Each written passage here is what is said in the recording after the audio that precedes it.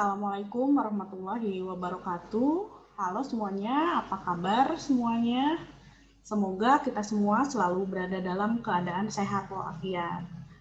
Nah, pada kesempatan kali ini saya di sini akan menjelaskan mengenai kontrak program untuk mata kuliah antropologi kesehatan.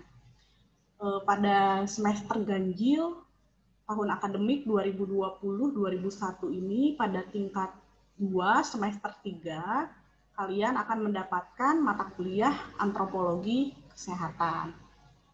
Nah, baik, di sini saya akan langsung menjelaskan mengenai metode, kemudian berapa pertemuan gitu ya. Saya langsung share saja terkait kontrak programnya.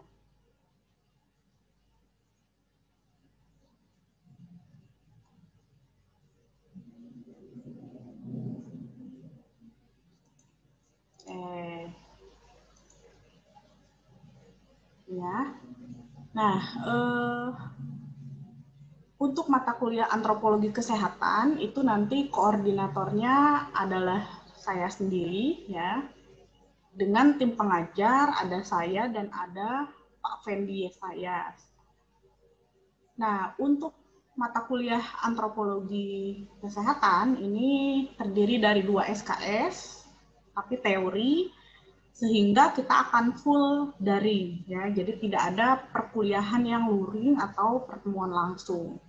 Nah, apa yang harus dipersiapkan untuk mengikuti perkuliahan antropologi kesehatan? Pertama, untuk hardware-nya atau perangkat kerasnya, silahkan disiapkan handphone, kemudian laptop atau personal komputer. Ini bebas. Yang penting nanti bisa support untuk aplikasi yang akan digunakan untuk perkuliahan. Nah, perangkat lunaknya apa saja, yaitu berupa aplikasi. Nah, di sini yang akan digunakan pertama Zoom, yang kita sudah terbiasa ya untuk Zoom, kemudian Google Meet ini jika memungkinkan, tapi kalau tidak kita pastikan gunakan Zoom.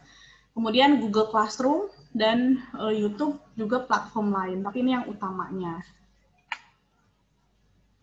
Nah, bagaimana terkait ID meeting Zoom-nya nanti akan diinfokan oleh masing-masing pengajar ya. Kemudian nanti Google Classroom juga akan dibagi untuk masing-masing kelas. Saya rasa ini sekarang sudah dibagi ya, karena saya sudah sampaikan ke masing-masing Sipen agar setiap mahasiswa segera bergabung di Google Classroom. Nah, di Google Classroom ini nanti saya akan share mengenai materi setiap pertemuan, kemudian kalau ada tugas juga akan saya share di Google Classroom. Pun halnya dengan kalian ketika ingin mengumpulkan tugas bisa melalui Google Classroom. Oke, baik, itu sepintas mengenai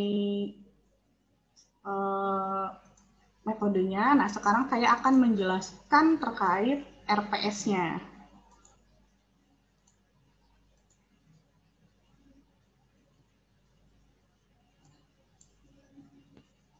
Ini adalah RPS-nya ya. Mulai perkuliahan kita September, jadi hari Senin besok kita sudah mulai perkuliahan dan nanti UAS ada di bulan Februari. Nah, seperti yang sudah saya sampaikan bahwa antropologi kesehatan ini ada 2 SKS, tapi dua-duanya teori, sehingga kita memerlukan 14 kali pertemuan kali 100 menit. Nah, jadi setiap kali sesi masuknya adalah 100 menit selama 14 kali pertemuan. Nah, ini perlu diperhatikan terkait bahan kajian yang akan dipelajari ya. Di sini sudah dicantumkan, nanti per pertemuan ini sudah kita integrasikan. Kemudian perhatikan juga untuk penilaian.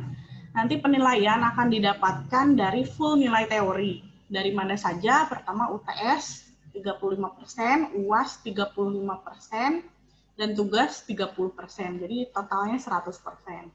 Kemudian referensi untuk daftar pustaka ini sudah dicantumkan juga di sini. Jadi silahkan Anda mencari referensi. Kalau memang tidak ada yang buku yang cetak, silahkan mencari e-booknya. Ini peta kompetensi. Nah, di sini ya, ini matriks pembelajarannya. Jadi di sini saya sudah sampaikan mulai dari pertemuan 1 sampai pertemuan ke-14. Ada 14 kali pertemuan dengan materi atau pokok bahasan yang sudah ditentukan di sini. Ya. Kemudian metodenya saya sudah cantumkan di sini menggunakan Zoom, nanti diskusi dan penugasan nanti akan melalui Google Classroom. Nanti pengajarnya ada dua ya, ada saya dengan Pak Fendi. Untuk kelas 2A dan 2B, pengajarnya adalah saya, jadi 14 pertemuan itu full dengan saya. Nah, kelas C dan D itu pengajarnya nanti dengan Pak Fendi. Pak Fendi juga akan mengajar mulai dari materi 1 sampai dengan 14. Nah, materinya apa saja sudah saya sampaikan juga di dalam matriks rancangan pembelajaran. Untuk penilaiannya pun sama, di sini sudah saya jelaskan penilaiannya seperti apa gitu ya. Jadi nanti silahkan si pen mengecek tiap waktunya kapan harus masuk, lalu diingatkan kepada dosennya, baik kepada saya ataupun Pak Fendi, ya, karena takutnya ada jadwal yang bentrok sehingga harus segera koordinasi. Oke, ini saya lewati. Nanti silahkan si pen untuk membaca ya, mempelajari. Kemudian nanti UTS akan dilaksanakan pada 16 sampai 21 November ya. Oke, UAS 25 Januari sampai 6 Februari 2021. Nah, di sini penugasan ada 4 tugas. Jadi nanti satu kelas silahkan dibagi menjadi ke dalam 4 kelompok. Nah, 4 kelompok di sini nanti mengerjakan semua tugas. Jadi ada 4 tugas, semuanya mengerjakan 4 tugas. Tapi nanti kelompok 1 hanya mempresentasikan untuk tugas yang pertama. Nanti kelompok 2 mempresentasikan tugas 2. Kelompok 3 mempresentasikan tugas yang ketiga, dan seterusnya. Gitu. Nah, tugasnya ada sudah terlampir di sini. Jadi ada 4 tugas, mulai dari tugas 1 ini terkait manusia dan kebudayaan, adanya di pertemuan kelima. Artinya pertemuan kelima itu sudah digunakan waktu untuk presentasi kelompok. Nah, sehingga dari mulai pertemuan pertama silahkan disusun kelompok oleh si pen, ditentukan kelompok 1 sampai 4, lalu kelompok 1 siap-siap akan presentasi di pertemuan kelima.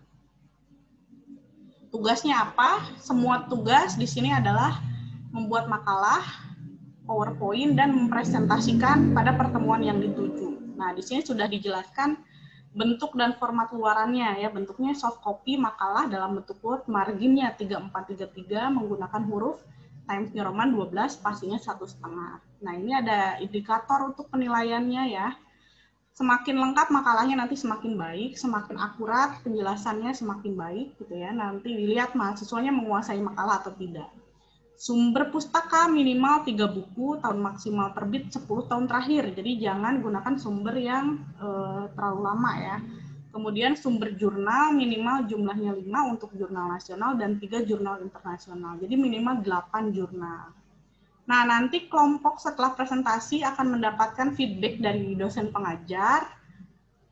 Nah, feedback tersebut harus segera direvisi terhadap proposalnya. Lalu nanti dikirimkan kembali paling lambat seminggu setelah presentasi ke email dosen pengajar dan koordinator. Ya.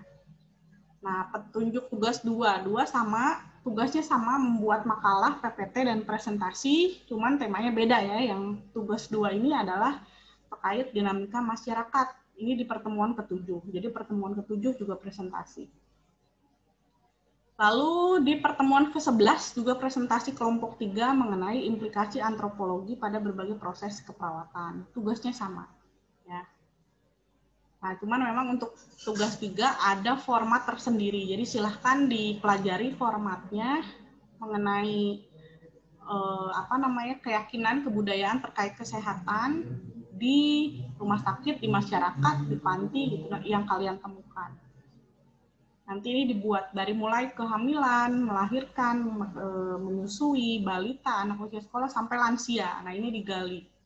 Kemudian petunjuk tugas keempat ini terkait implikasi antropologi pada berbagai proses keperawatan. Ya. Ini juga sama dibuat makalahnya. Ini terkait teori Leininger ya. Nah ini, jadi nanti dalam 14 kali pertemuan tadi ada 4 kali presentasi. Jadi silahkan mahasiswa menyusun dari awal, karena saya sudah share mengenai tugasnya apa, jadi tinggal melakukan dari sekarang supaya tidak terburu-buru seperti itu. Itu baik, itu yang ingin saya sampaikan terkait kontrak program. Kalau ada hal-hal yang ingin ditanyakan bisa menghubungi saya atau Pak Fendi. Ya, saya rasa cukup sekian yang ingin disampaikan. Nanti untuk diskusi selanjutnya akan dilanjutkan saat kita ada pertemuan ya. Ya, terima kasih atas perhatiannya. Assalamualaikum warahmatullahi wabarakatuh.